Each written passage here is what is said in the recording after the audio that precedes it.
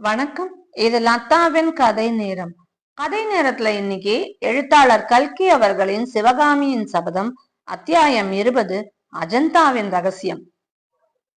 சற்று நாம் பின்னால் சென்று சிவகாமி மனச்சோர்வுடன் மான்குட்டியை அழைத்து கொண்டு தாமரை குளத்தை நோக்கி போன பிறகு ஆயனர் வீட்டில் என்ன நடந்தது என்பதை கொஞ்சம் கவனிக்க வேண்டும். தம் அருமை மகளை பற்றி புத்த பிக்ஷு சிறிது விரசமாக பேசியது ஆயனருக்கு பிடிக்கவில்லை.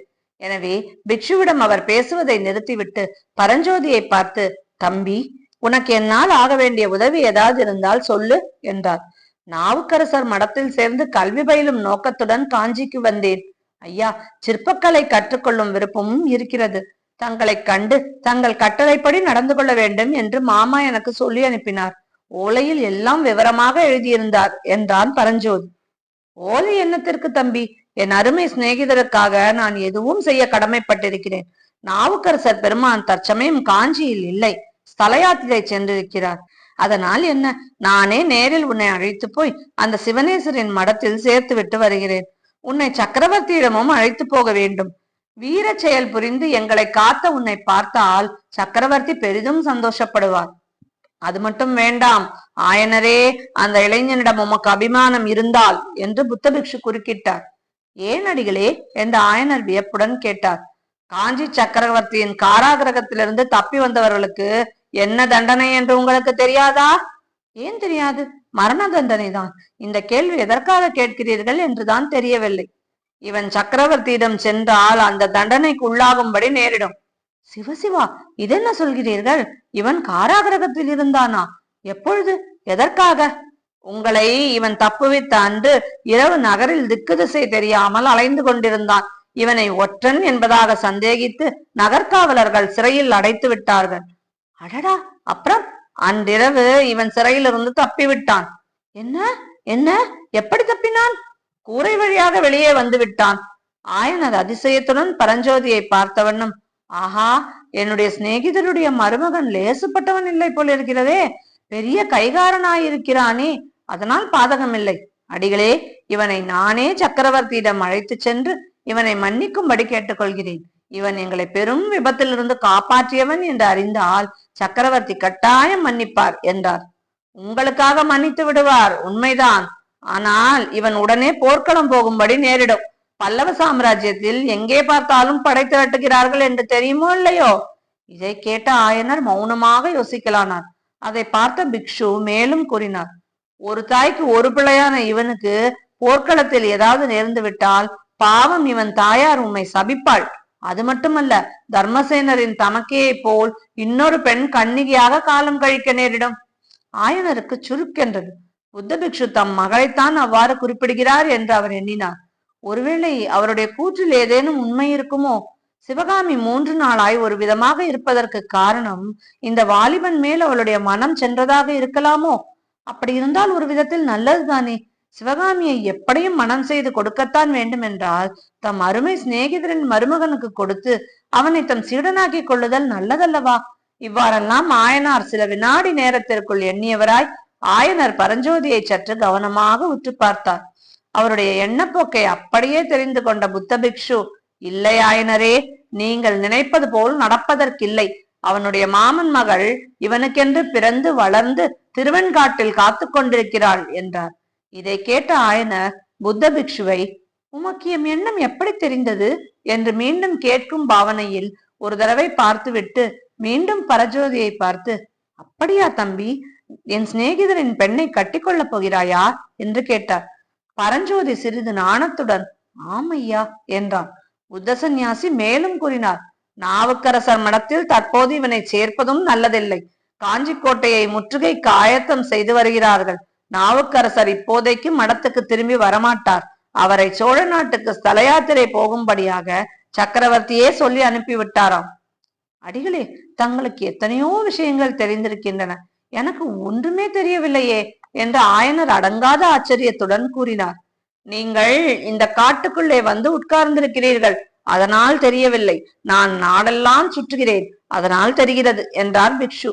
ஆயனர் சிறிது யோசனை செய்து, தம்பி, இங்கேதான் இப்படி குழப்பமாய் இருக்கிறதே, உன் விருப்பம் என்ன என்று கேட்டார். ஐயா, கல்வி கற்றுக்கொண்டு திரும்பி வருகிறேன் என்று என் ஊரில் சொல்லிவிட்டு வந்தேன். ஏதாவது ஒரு கலை பயிராமல் திரும்பி போக எனக்கு விருப்பமில்லை. தங்களிடம் கல்வியும் சிற்பமும் பயில விரும்புகிறேன். கருணை கூர்ந்து என்னை தங்களுடைய சீடனாக அங்கீகரிக்க வேண்டும் என்றான். பரஞ்சோதியின் பணிவான பேச்சை கேட்டு ஆயனர் பூரித்தவராய், அப்படியே ஆகட்டும், நீ இங்கேயே இருந்து என்னிடம் சிற்பக்கலை கற்றுக்கொள் என்றார். ஆச்சாரிய தட்சணை விஷயம் என்ன? அதை முன்னாலேயே வாங்கிக் கொள்ள வேண்டும் ஆயனரே என்று பிக்ஷு கூறியதும் அவர் பரிகாசமாக சொல்வதாய் எண்ணி ஆயனர் நகைத்தார்.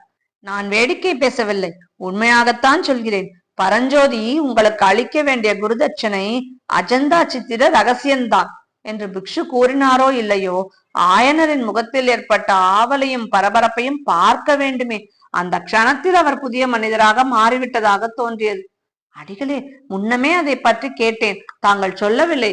ஆனால் இந்த பிள்ளைக்கும் அஜந்தா சித்திர ரகசியத்திற்கும் என்ன சம்பந்தம்? இவனால் என்ன செய்ய முடியும் என்று ஆயனர் கேட்டார். நாகார்ஜுன மலையில் உள்ள புத்த சாங்கிராமத்திற்கு இந்த ரகசியம் வந்திருக்கிறது. அவ்விடத்துக்கு யாரையாவது அனுப்பி வாங்கி வர சொல்ல வேண்டும். உன் புதிய சீடனை போல் அந்த காரியத்திற்கு தகுதியான ஆளை காண முடியாது. நாகார்ஜுன மலையா? கிருஷ்ணா நதிக்கரையில் அல்லவா இருக்கிறது. வழியில் எவ்வளவோ அபாயங்கள் ஏற்படுமே. அபாயங்களையெல்லாம் கடந்து போய் வரக்கூடிய வீரனாகையால் தான் பரஞ்சோதியை சொன்னேன். இந்த பிள்ளை யானை மேல் வேலை எறிந்த விதத்தை தான் கண்ணால் பார்த்தீரே. ஆனாலும் வெகு தூரம் இருக்கிறதே, இவனால் கால்நடையாக போய்விட்டு வர முடியுமா? முடியாது. நல்ல குதிரை ஒன்று இவனுக்கு வாங்கி தர வேண்டும். குதிரை மட்டும் இருந்தால் 1 மாத காலத்தில் காரியத்தை சாதித்துக் கொண்டு திரும்பி விடலாம். ஆயனர் மிக்க ஆவலுடன் பரஞ்சோதியை பார்த்து, தம்பி, உன்னால் முடியுமா? போய் வருகிறாயா என்று கேட்டார். பரஞ்சோதி பறக்க வீழ்த்த வண்ணமாய், ஆகட்டும் ஐயா, தங்கள் கட்டளை எதுவானாலும் நிறைவேற்ற காத்திருக்கிறேன். ஆனால் எங்கே போக வேண்டும், எதற்காக என்பது ஒன்றும் எனக்கு தெரியவில்லையே என்றான். உண்மைதான், இவனுக்கு விவரம் தெரியாதல்லவா? தாங்களே சொல்லுங்கள் சுவாமி. இவ்விதம் ஆயனர் கூற புத்த சந்நியாசி பரஞ்சோதியை பார்த்து சொன்னார். கேள் அப்பனே, வடக்கே வெகு தூரத்தில் கோதாவரி நதிக்கும் அப்பால் அஜந்தா என்ற மலை இருக்கிறது. வெகு காலத்திற்கு முன்னால் அந்த மலையை குடைந்து புத்த சைத்தியங்களை அமைத்திருக்கிறார்கள். அந்த சைத்தியங்களில் புத்த பகவானுடைய வாழ்க்கையும் அவருடைய பூர்வ அவதாரங்களின் மகிமையையும் விளக்கும் அற்புதமான சித்திரங்கள் வரையப்பட்டிருக்கின்றன.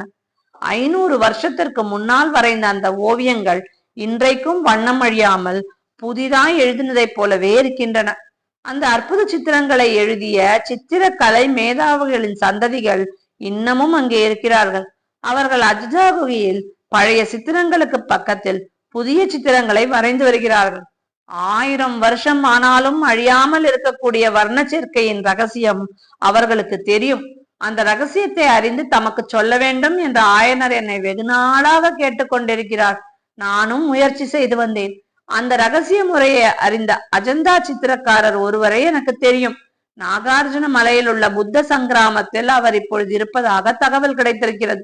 நீ போனாயானால் அந்த ரகசியத்தை அவரிடமிருந்து அறிந்து கொண்டு வரலாம். பிக்ஷு விதம் சொல்லி நிறுத்தியதும் ஆயனர், தம்பி, நீ போய் வருகிறாயா? போய் அந்த ரகசியத்தை கொண்டு வந்தாயானால் என் வாழ்க்கையின் மனோரதங்களில் ஒன்றை நிறைவேற்றியவனாவாய். ஆனால் உன்னை நான் வற்புறுத்தவில்லை என்றார். பிக்ஷுவும் ஆயனரும் பேசி வந்த போது பரஞ்சோதியின் உள்ளத்தில் விதவிதமான கிளர்ச்சிகள் உண்டாகி மறைந்து வந்தன. அவை பெரும்பாலும் குதூகல கிளர்ச்சிகளாகத்தான் இருந்திருக்க வேண்டும் என்று நாம் சொல்ல வேண்டியதில்லை. நல்ல ஜாதி குதிரை மேல் ஏறி நெடுந்தூரம் பிரயாணம் செய்வது என்ற எண்ணமே அவனுக்கு உற்சாகத்தை உண்டாக்கிற்று. அதோடு இவ்வளவு முக்கியமான ஒரு காரியத்திற்காக ஆயன மகா சிற்பியினால் ஏவப்பட்டு யாத்திரை போகிறது என்பது அவனுக்கு மிக்க பெருமை உணர்ச்சியையும் அளித்தது. எழுத்தாணியால் ஏட்டில் எழுதி கொண்டு உட்கார்ந்திருப்பதை காட்டிலும் இம்மாதிரி காரியம்தான் அவனுடைய இயல்புக்கு ஒத்தது என்பதை நாம் அறிவோம் அல்லவா? ஐயா, தங்களுடைய விருப்பம் எதுவோ அதன்படி நடந்து கொள்ளுமாறு என் மாமா சொல்லியிருக்கிறார். தாங்கள் போக சொல்லி கட்டளையிட்டால் அப்படியே போய் வருகிறேன் என்றார். அப்பொழுது நாகநந்தி அடிகள், தாமதிக்க நேரமில்லை ஆயனரே, வாதாபி படைகள் காஞ்சிக்கு வருவதற்குள் இவன் போய் வந்தால் நல்லது. குதிரைக்கு என்ன ஏற்பாடு என்று கேட்டார். அது ஒன்றும் கஷ்டமில்லை. சக்கரவர்த்தியிடம் விண்ணப்பித்து குதிரை வாங்குகிறேன். அஜந்தா வர்ண சேர்க்கை ரகசியத்தை அறிந்து கொள்வதில் எனக்கு எவ்வளவு ஆசை உண்டோ அவ்வளவு ஆசை மகேந்திர சக்கரவர்த்திக்கும் உண்டு. அப்படியானால் சக்கரவர்த்தியிடம் பிரயாண அனுமதி இலச்சினையையும் வாங்கிவிடுங்கள். யுத்த சமயமானதால் பரஞ்சோதி போகும் வழியில் ஏதாவது இடையூறு ஏற்படலாம். உண்மைதான், இலச்சினையையும் வாங்கி விடுகிறேன். இதில் என்னை பற்றி பிரஸ்தாபிக்கவே வேண்டாம். பௌத்த சமயிகள் விஷயத்தில் சக்கரவர்த்தியின் மனோபாவம் தான் உங்களுக்கு தெரியுமே. புத்த பிக்ஷு இவ்விதம் சொல்லிக் கொண்டிருக்கும் பொழுதே தூரத்தில் பேரிகை முழக்கமும் சங்கநாதமும் கேட்டன. அடிகளே, கும்பிட போன தெய்வம் குறுக்கே வருகிறது, இதோ மகேந்திர சக்கரவர்த்தியே வருகிறார் என்று குதூகலத்துடன் கூறினார் ஆயனர். நாகநந்தி அடிகளின் கடுகடுப்பான முகத்தில் புன்னகை தோன்றியது. அவர் சிறிது யோசித்த வண்ணமாய் அங்குமிங்கும் பார்த்தார். பிறகு ஒரு முடிவுக்கு வந்தவரை போல், ஆயனரே, நல்ல சகுனம்தான். இந்த சமயத்தில் இவ்விடம் சக்கரவர்த்தியே விஜயம் செய்வதானது நமது காரியம் ஜெயமாக போகிறது என்பதற்கு அறிகுறி. ஆனால் நானும் பரஞ்சோதியும் தான் இச்சமயம் பூஜை வேளையில் கரடிகளாக இருக்கிறோம்.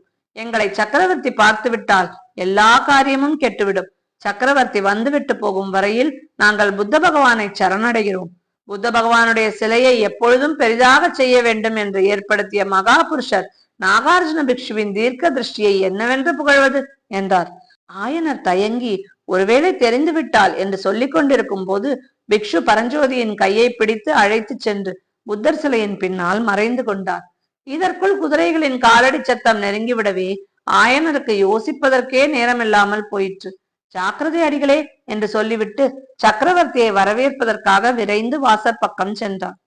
சக்கரவர்த்தியும் குமாரரும் விடைபெற்று சென்ற பிறகு வீட்டுக்குள் நுழைந்த சிவகாமிக்கு புத்தர் சிலைக்கு பின்னாலிருந்து நாகநந்தியும் பரஞ்சோதியும் கிளம்பியது மிக்க வியப்பை அளித்தது என்று சொன்னோம் அல்லவா? ஆனால் அதே காட்சியானது ஆயனருக்கு சிறிதும் வியப்பை அளித்திராது என்பதை மேலே கூறிய விவரங்களிலிருந்து வாசகர்கள் அறிந்து கொண்டிருப்பார்கள். எனினும் சிவகாமியை காட்டிலும் ஆயனரிடத்திலேதான் பரபரப்பு அதிகமாக காணப்பட்டது. அடிகளே, நல்ல வேளையாய் போயிற்று. எப்பேற்பட்ட அபாயத்திலிருந்து தப்பினோம் என்றார் ஆயனர். புத்த பகவானை சரணமாக அடைந்தவர்களுக்கு அபாயமே கிடையாது. இருக்கட்டும், அஸ்வமேத யாகத்தில் குதிரையை மறந்து போன கதையாக நீரும் சக்கரவர்த்தியிடம் குதிரை கேட்க மறந்து விட்டீரல்லவா என்றார் புத்த பிக்ஷு. மறக்கவில்லை அடிகளே. இந்த இடத்திற்கு வந்ததும் சக்கரவர்த்தி கூறிய வார்த்தை என்னை கதிகலங்க செய்து விட்டது. அப்புறம் குதிரையை பற்றி கேட்க எனக்கு நாய் எழவில்லை. ஆமாம், சக்கரவர்த்தி ராஜாங்க துரோகத்துக்காக உண்மை தண்டிக்க போவதாக சொன்ன போது எனக்கு கூட ஒரு கணம் நேரம் தூக்கி வாரி போட்டு விட்டது. பிக்ஷுவும் பரஞ்சோதியும் புத்தர் சிலைக்கு பின்னாலிருந்து வெளியே வந்தவுடன் 3 பேரும் ஏற்கனவே உட்கார்ந்து பேசிக் கொண்டிருந்த இடத்திற்கு வந்து அமர்ந்தார்கள். அப்பொழுது சிவகாமியும் அந்த இடத்துக்கு வந்து சேரவே புத்த பிக்ஷு அவளை ஏறிட்டு பார்த்துவிட்டு, சிவகாமியிடம் நீங்கள் எல்லா விவரங்களையும் சொல்ல வேண்டும். எங்களை ஏதோ பேயோ பிசாசோ என்று அவள் சந்தேகிக்கிறாள் போல் இருக்கிறது என்றார். இத்துடன் எழுத்தாளர் கல்கி அவர்களின் சிவகாமியின் சபதம் அத்தியாயம் 20 நிறைவடைகிறது. சிவகாமியின் சபதத்தை பற்றி மேலும் அறிய இணைந்திருங்கள் லதாவின் கதை நேரத்தில். வணக்கம்.